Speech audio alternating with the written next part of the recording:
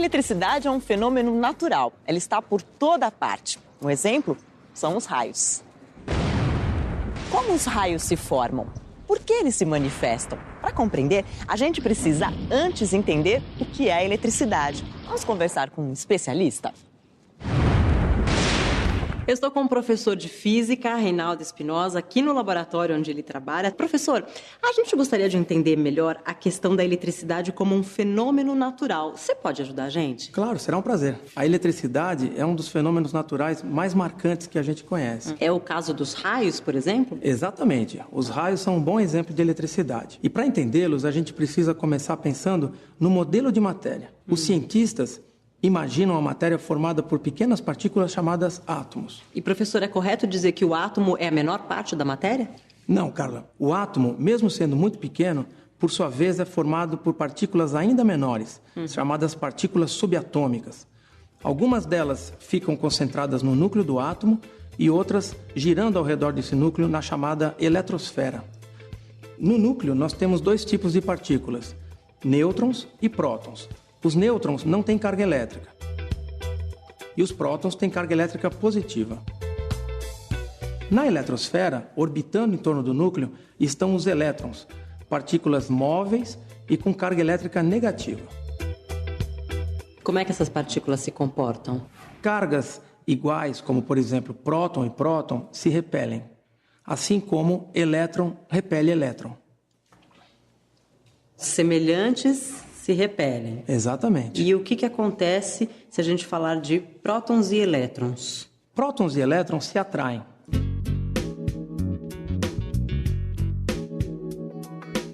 Agora, professor, se a matéria tem cargas elétricas, por que a gente não leva choque o tempo todo? Nós não levamos choques porque, normalmente, os corpos estão neutros, apesar de terem cargas positivas e negativas. Por quê? Porque essas cargas geralmente estão em igual quantidade dentro dos corpos e uma neutraliza a outra. E, professor, um corpo pode deixar de ser neutro? Sim, é possível. Existem algumas formas da gente fazer um corpo deixar de ser neutro. Como? Uma delas é a eletrização por atrito. Por exemplo, eu pego essa espátula que é de plástico e essa meia de nylon e vou atritar uma contra a outra, fazendo um pouco de força. Elétrons saltam do nylon para a espátula de plástico. E ela se torna, então, eletrizada. Ela se torna negativa. Essa espátula agora é capaz de atrair copos como papel. Ah, olha lá.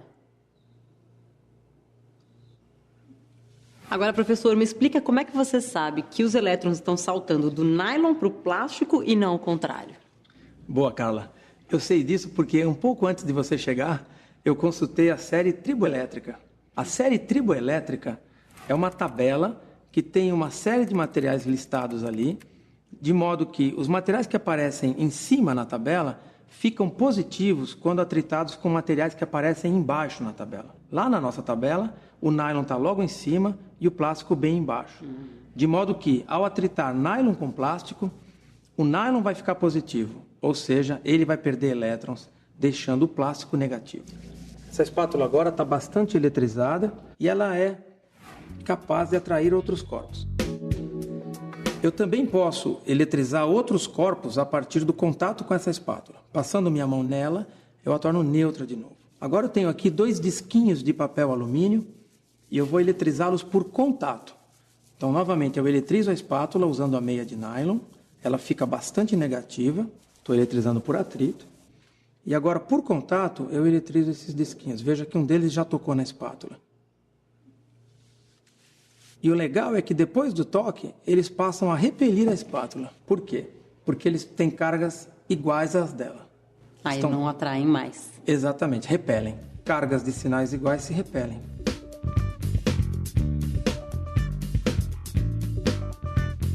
Professor, que engenhoca é essa daqui? Esse aqui, Carla, é o gerador de Van de Graaff, uma máquina muito conhecida dos físicos.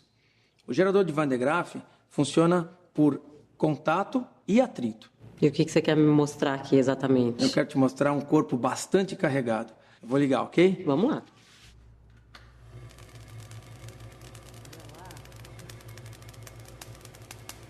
O que a gente está vendo aqui é que todo o papel, assim como a cabeça metálica do Van de Graaff, ficou eletrizado com cargas de mesmo sinal.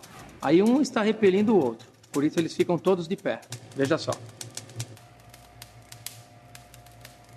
O que são esses estalos? São faíscas que estão saltando da esfera maior para menor. Isso porque existe um excesso de elétrons na esfera maior. E ela está se descarregando para menor. E como é que a gente termina a experiência sem correr um risco aqui? Eu só vou desligar e vamos esperar que ela descarregue, ok? Ah, tá. Continua eletrizado, né? Sim, ela vai ficar eletrizada por algum tempo, mas lentamente ela vai perdendo cargas para o ar, por contato. E aí os papéis vão abaixando lentamente, como você pode ver. Eu também posso apressar esse processo, dando mais uma descarga na esfera. Olha. Existe ainda alguma outra forma de se eletrizar um corpo? Existe sim. Qual é? Essa forma é a indução. A indução é um processo mais difícil de ser observado. Ela funciona assim. Eu vou eletrizar por indução esse pequeno disco de papel alumínio, ou seja, de metal, um condutor. Vou aproximar dele a espátula, previamente eletrizada negativamente. E ao fazer isso, ele vai se sentir atraído pela espátula, mas eu não vou deixar que ele encoste. Nesse momento, os elétrons do papel alumínio foram todos para o lado oposto da espátula. Eles estão sendo repelidos pelos elétrons da espátula. De modo que o disquinho de alumínio está mais positivo do lado de cá e mais negativo do lado de lá.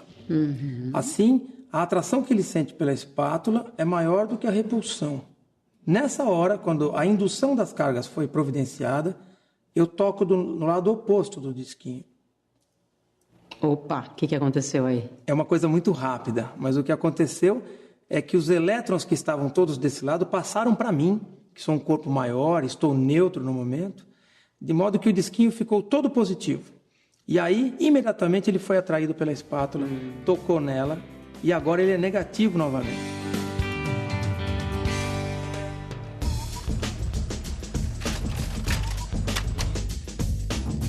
Carla, te trouxe até a secretaria da escola para te mostrar a copiadora. A máquina copiadora utiliza diversos processos de eletrização para fazer a cópia a seco, né? É mesmo?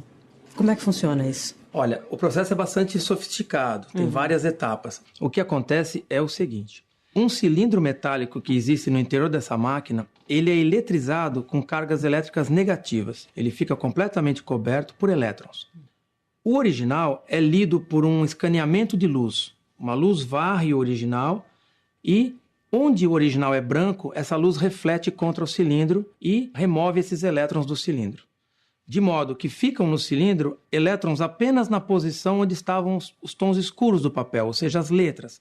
Numa segunda volta desse cilindro, o tôner é jogado, é soprado sobre o cilindro e o tôner ele é positivo. Ele vai grudar sobre esses elétrons. Então você vai ter uma imagem do papel gravada sobre o cilindro. Numa terceira volta desse cilindro, o papel, que está em branco no momento, ele já entra eletrizado e a tinta é transferida do cilindro para ele.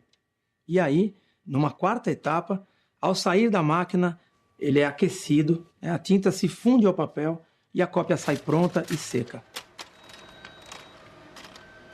Existem várias aplicações tecnológicas da eletrostática. Hoje em dia, na indústria, quase todas as coisas são pintadas de forma eletrostática. Um automóvel, por exemplo. A tinta é jogada sobre o automóvel em pó. O carro, a carcaça do carro está eletrizada. A tinta também, com cargas de sinais opostos. E aí ela adere na lataria. A partir daí, o carro é colocado num forno e a tinta derrete, fundindo-se, formando uma superfície muito resistente e de excelente acabamento. Agora, professor, outro exemplo de eletrização é o choque, né? Esse muita gente já experimentou. Afinal de contas, por que a gente leva choque? Então, Carla, o choque é uma descarga elétrica. Ele acontece quando um corpo está muito eletrizado e vai perder esse excesso de carga para outro corpo, que pode ser inclusive a Terra. Ao conectar esses dois corpos, a carga se transfere, formando uma corrente elétrica. Se você estiver no meio desse caminho, ou seja, se a corrente passar através de você, isso é o choque. Um exemplo bem interessante, e por isso a gente vê o estacionamento, é quando você vai tocar num carro que acabou de chegar. É verdade, já aconteceu comigo. Aquele choquezinho desagradável que a gente toma na maçaneta da porta. Quando o carro chega, ele vem de um longo tempo de atrito com o ar. Como ele está isolado pelos pneus, ele mantém essa carga elétrica que ele adquiriu por atrito. Ao tocar nele, a gente toma um choque. Bom, professor, a gente já falou sobre átomos, matéria, eletrização de corpos, eletricidade, mas faltou a resposta para a nossa primeira pergunta, né? É aqui no campo de futebol que finalmente a gente vai entender como é que se formam os raios? É isso mesmo, Carla. Porque campos de futebol, assim como todos os lugares descampados, são lugares de alta incidência de queda de raios, no caso de haver pessoas, porque elas se transformam em pontos dominantes da paisagem. Mas peraí, professor, tá armando uma chuva aí, não é um pouco perigoso a gente ficar aqui, não? Não há perigo nenhum, Carla. Aqui nós estamos protegidos por uma série de para-raios que foram instalados ao lado do campo. E falando então sobre a formação dos raios. A formação dos raios é um fenômeno bastante complexo, mas ele pode ser resumido de uma forma simples. Basicamente, as nuvens, atritando-se umas nas outras, ficam carregadas. A maioria delas se transforma em nuvens negativas, com excesso de elétrons. Ao parar sobre o solo, elas induzem no solo cargas positivas, os prótons, como a gente viu no laboratório. O solo estando positivo e a nuvem negativa, pode surgir uma centelha, uma faísca, um arco voltaico que permite a formação do raio e a queda do raio, a liberação da energia contida na nuvem. E professor, onde é que cai mais raio no mundo, hein? No Brasil. No Brasil? Sim. O Brasil é o recordista em queda de raios, com aproximadamente 50 milhões ao ano. Uau! Por que isso acontece? Então, há vários motivos, mas basicamente porque o Brasil é um país tropical, onde normalmente o número de raios já é maior, além do que é um país muito grande. A nossa extensão territorial explica uma boa parte disso. Professor, eu adorei a aula. Muito obrigada por todas as experiências e explicações, viu? Por nada, estamos aqui à sua disposição. Obrigada. E para vocês, ótimos estudos. Tchau, até mais.